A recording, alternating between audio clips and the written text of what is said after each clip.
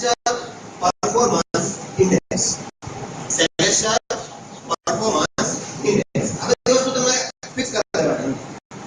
કોઈ તમારે તમને પૂછે કે શું તમને ખબર હોવી જોઈએ કે સેમેસ્ટર પરફોર્મન્સ ઇન્ડેક્સ છે, બરાબર? પણ તમે જ્યારે એન્જિનિયરિંગમાં ભણો છો તમને એ ન ખબર હોય ત્યારે કે નોટ ગુડ થિંગ. બરાબર? સારું ન કે તમે જે વસ્તુમાં ભણો છો એ જ નથી. તો પહેલી વાત તો હોય કે એસપીઆઈ તો જે તે સેમેસ્ટર પહેલું પહેલા સેમેસ્ટર પરીક્ષા તો એ સેમેસ્ટરમાં તમે જે પણ માર્ક્સ મેળવ્યા હોય એ માર્ક્સ પ્રમાણે સીડીયુ તમને ગ્રેડ આપે. આપણે શું હતું અત્યાર સુધી 70% અને 80% અને 85% અને એવું બધું એ હવે નીકળી બરાબર. હવે શું આવી ગયું ગ્રેડ. ગ્રેડ કેટલા હોય 1 to 10 1 થી 10 ની અંદર તમને ગ્રેડ મળે. એસપીઆઈ માનો કે તમારે એસપીઆઈ હું 8.3 એટલે શું થયું કે તમને 8.3 જે તે સેમેસ્ટરમાં કેટલા ગ્રેડ મળેલા એની વાત કરતા હતા. ફલાણું ફ્રી, ડિગ્રી ફ્રી, ડિગ્રીમાં પહેલું વર્ષ ફ્રી. મિનિટ પાછો બીજો વિડિયો સ્ટાર્ટ કરો. તો એના માટે શું જોઈએ? સીજીપી. હવે સીજીપી કેવી રીતે ગણાય એ લોકો? છેલ્લા 3 સેમેસ્ટરનો એવરેજ. એટલે કે પાંચમું સેમેસ્ટર, સોરી ચોથું સેમેસ્ટર, પાંચમું સેમેસ્ટર અને છઠ્ઠું સેમેસ્ટર. આ 3 સેમેસ્ટરની એવરેજ છે સીજીપીએ માં ગણાય. પેલા 3 સેમેસ્ટરની એવરેજ સીજીપીએ માં ગણાતી નથી. ઓકે, એટલે એનો અર્થ એવો નથી કે તમે પહેલા 3 સેમેસ્ટર મોજ કરો, બરાબર? કેમ કે સીપીઆઈ માં તો ગણાય જ છે પહેલેથી લઈને છઠ્ઠા semester. Okay, so this is called CGPA. Now the next is the detention. આપણે જે હમણાં વાત કરી હતી આરામ. ઓકે, તો આરામ કેવી રીતે મળે? તો એવો પ્રયત્ન ન કરતા કેમ કે બાકી આખી જિંદગીનો આરામ જતો રહેશે. વચ્ચે જો આરામ લેવાની ટ્રાય કરશો તો આખી જીવનનો તમારો આરામ ખરાબ થઈ જશે. Okay, now what is the detention rule? Detain એટલે શું? detain નો મીનિંગ એવો થાય કે એક વર્ષ માટે તમને યુનિવર્સિટી છે તમારા ઉપર બેન્ડ એટલે શું? પ્રતિબંધ મૂકે કે તમે કોઈ પણ પ્રકારનું મીન્સ કે તમારું સ્ટડી છે ને આગળ વધારી ન શકો. એ શા માટે મૂકે યુનિવર્સિટી? એનો નિયમ છે 5 બેકલોગનો નિયમ, રૂલ ઓફ 5 બેકલોગ્સ. એટલે કે તમે પહેલા સેમેસ્ટરની અંદર માની લો આપણે રફલી એમ કહીએ કે 6 સબ્જેક્ટ થાય, બરાબર? પહેલા સેમેસ્ટરની અંદર 6 સબ્જેક્ટ.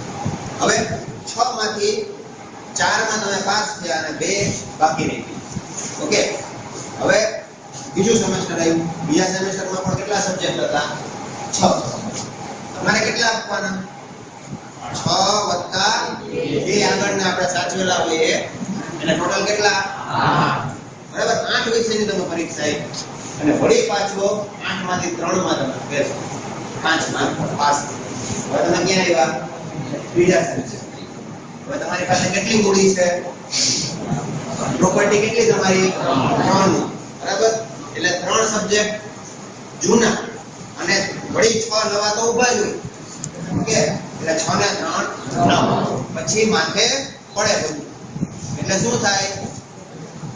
માની લ્યો કે 5 માં ફેલ, 4 માં પાસ. હવે 5 સબ્જેક્ટ ભેગા થયા.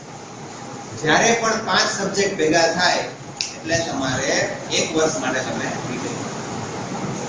એટલે શું થાય કે પછીની જે પરીક્ષા આવે એના પછીની પરીક્ષા ત્યારે તમારી પાસે કેટલા સબ્જેક્ટ હોય? 5. નવા 6 તમને આપે નહીં યુનિવર્સિટી. એવું માને કે આનું કામ નથી કે એક આરે 6 ને 5 11 પાસ કર્યું, બરાબર? એટલે શું થાય કે તમારે ખાલી 5 સેમેસ્ટરની એક્ઝામ આપો અને એને પાસ કરો. તમે પાસ કરો 5 સેમેસ્ટરની એક્ઝામ, બરાબર? માનો કે પહેલી વખતે એક વર્ષમાં કેટલી એક્ઝામ લેવાય? 2.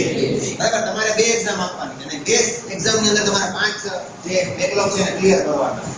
માનો કે પહેલી એક્ઝામ લીધી અને એમાં તમે 2 માં પાસ, કેટલા રહ્યા? 3. પાછી એક્ઝામ આવશે એમાં તમે વળી પાછી 2 પાસ કરી એટલે કેટલા રહ્યા? 1. એટલે એક જ રહ્યો.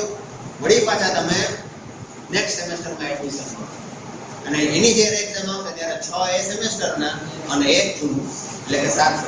એટલે વળી પાછા તમે રેગ્યુલર પણ 1 વર્ષ તમારું બગડી ગયું. અચ્છા, બીજો કેસ લઈ કે જ્યારે તમને 5 કેટેગરી 5 બેકલોગ આવ્યા અને તમે પહેલી એક્ઝામ આપી પાછા 5 માં ફેલ, પાછી બીજી એક્ઝામ આવી એમાંય પાછા 5 માં ફેલ, તો શું થશે? હજુ 1 વર્ષ માટે તમને યુનિવર્સિટી આરામ આપશે. બરાબર? એટલે તમારો આરામ કેટલો થયો? 2 વર્ષ. ડિપ્લોમાનો ટોટલ ડ્યુરેશન કેટલી છે? 3 વર્ષ. તમારે કેટલી થઈ? 5. બરાબર? 5. અચ્છા, હવે એટલે તમને ડિટેન્શનના રૂલ પર પડી ગઈ ને? ઓકે, કોઈને કઈ ક્વેશ્ચન આની અંદર? આમાં બીજું કઈ આપણે ભાગ નથી આપવાનો, પણ કઈ ક્વેશ્ચન હોય તો પૂછો. આમ તો આમાં ક્વેશ્ચન હોવા જ ન જોઈએ, કેમ કે જેને ક્વેશ્ચન કોને હોય એને બેકલોગ આવે.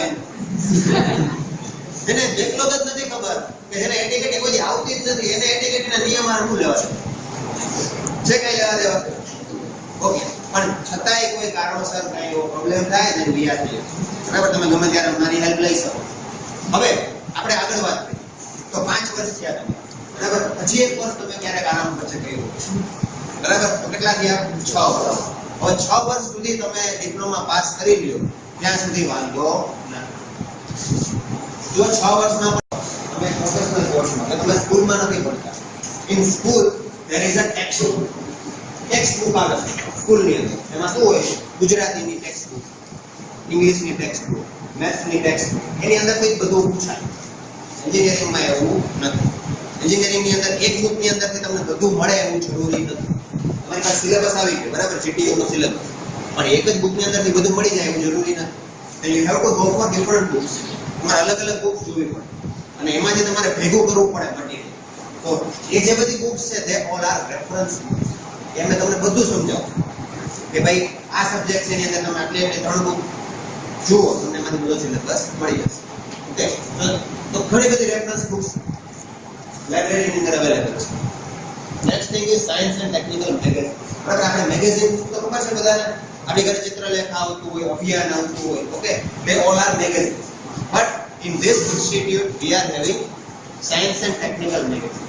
એટલે કે એવા મેગેઝિન્સ કે જેની અંદર તમને કરંટ ટ્રેન્ડ્સ, અત્યારે માનો કે સિવિલ એન્જિનિયરિંગની વાત કરીએ તો કયા ટાઈપના બ્રિજ બન્યા, બરાબર, કયા ટાઈપનું કન્સ્ટ્રક્શન, બરાબર, તમે ડિસ્કવરીમાં જોતા જ હોય કે ભાઈ કોઈ કન્ટ્રીમાં છે તો કે આવું મોટું બધું બિલ્ડિંગ બન્યું, 70 માળ 100 માળનું બિલ્ડિંગ બન્યું, બરાબર. આ બધી વસ્તુ તમે ટીવીમાં તો જુઓ જ, પણ એવી જ રીતે તમને મેગેઝિનમાં પણ, બરાબર, કે જે totally based on science as well as technique, બરાબર. તો એ બધા મેગેઝિન છે એ પણ તમારે જોવા જોઈએ. ભલે તમે એમાં ડિટેલમાં ન જાઓ, પણ તમને આછો અંદાજ આવે કે અત્યારે કઈ જગ્યાએ જઈ રહ્યા છે. ઓકે, તમે કલ્પના પણ ન કરી હોય એવી વસ્તુ અત્યારે છે, બરાબર, પણ એની આપણને માહિતી નથી. But if you want this type of information, you have to go with this magazines.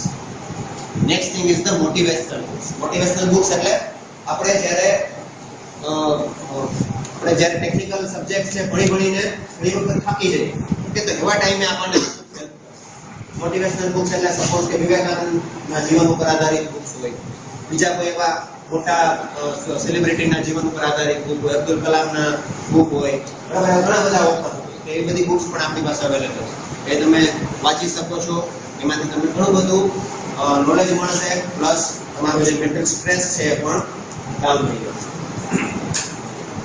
And the main thing is the newspaper, બરાબર. તો to compete with day to day life we have to go through the newspaper. Newspaper તમને ખબર જ હોય, હવે તો તમે newspaper જોતા થઈ ગયા છો એડમિશન કમિટીની જાહેરાત જોવા માટે, કારણ કે નવું નથી એવું.